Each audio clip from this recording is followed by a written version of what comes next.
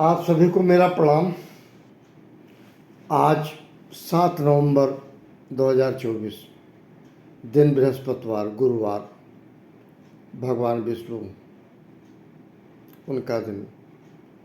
कहते हैं श्रेष्ठता के क्रम में भगवान विष्णु पालनहार। आज उनका दिन बृहस्पति सबका कल्याण करें।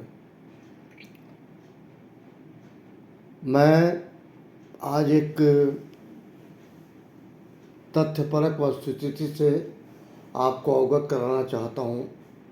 खासकर ये कहा जाता है कि हमने गीता नहीं पढ़ा, रामायण नहीं पढ़ा, धार्मिक किताबों को नहीं पढ़ा।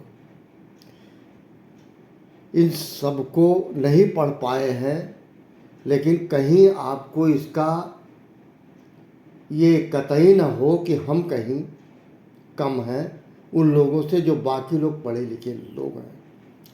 क्योंकि कालांतर में पढ़ते पढ़ते मैंने एक चीज़ मुझे समझ में आई, शायद, कि भगवान उनके हैं जो तर्क नहीं करते, भगवान उनके हैं जो बहुत ज़्यादा कैलकुलेशन नहीं करते, भगवान उनके हैं जो सीधी सादी ज़िंदगी जीते हैं।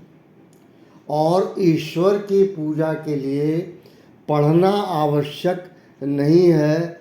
अगर ये किसी को भ्रम है तो मैं कुछ नहीं कहूँगा।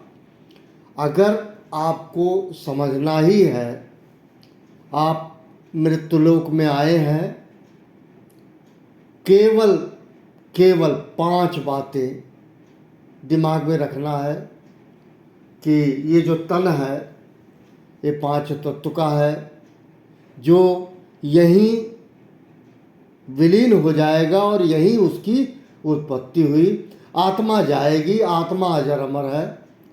दूसरी चीज़ सूर्य है जिनको साक्षात आप देखते हैं, चंद्रमा है जिनको आप देखते हैं, उसके बाद नक्षत्र और तारे हैं। इन बातों को जब आप याद कर लेंगे तो आप ऐसा नहीं है कि पूरा गीता का ज्ञान हो गया, रामचरितमानस हो गया। सब लोगों ने अपने अपने हिसाब से अपनी बातों को कहा है।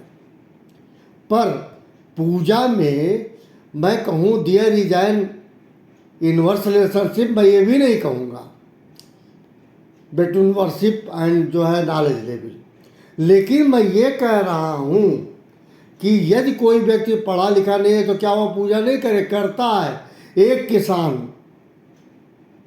आसमान को देख के हे राम, कोई काम करता है हे राम हे राम, और बहुत ही समर्पण भाव से और आपसे ज़्यादा समर्पण भाव से कहता है, तो भगवान किसके करीब है? वो तो हर क्षण नाम लेता है।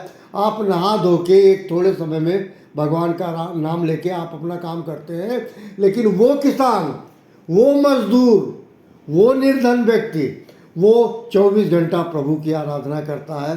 श्रेष्ठ कौन हुआ? मैं असेसमेंट नहीं कर रहा हूँ, मैं सिर्फ एक बात कहना चाहूँगा कि यही सब कुछ है। इसको अच्छे से समझने की ज़रूरत है, समर्पण भाव लाने की ज़रूरत है। और सब में परमात्मा है, हम में भी है, आप में भी है, उनमें भी है, सब में है। परमात्मा सब में सदा निवास करता है। जब तक आपकी मृत्यु नहीं हो जाती है, उसका निवास स्थान तब बदलता है जब आपकी मृत्यु हो जाती है तो आत्मा वो के साथ चली जाती है। आत्मा और परमात्मा का मिलन होता है। इसलिए मैं कह रहा हूँ, अगर आत्मा आपकी है, आप जीवित हैं, तो आप भी परमात्मा हैं। अब मैं एक बात कहूँगा कुल मिला के, You never influence from anyone. You never influence from anyone. आप किसी से कभी भी प्रभावित मत होना।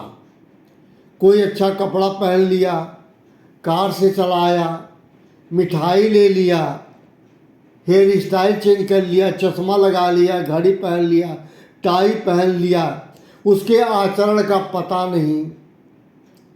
मैन के 2 फैक्टर होते हैं, एक मैन फैक्टर होता है, एक फैक्ट फैक्टर होता है।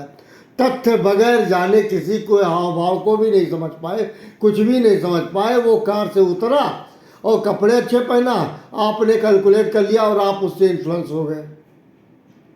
ये कहाँ का न्याय संगत बात है? आप किसी को देख के इन्फ्लुएंस होते हैं। मैं तो एक बात कहूँगा, you never influence from anyone, but as far as concern you must remember that you influence to the people.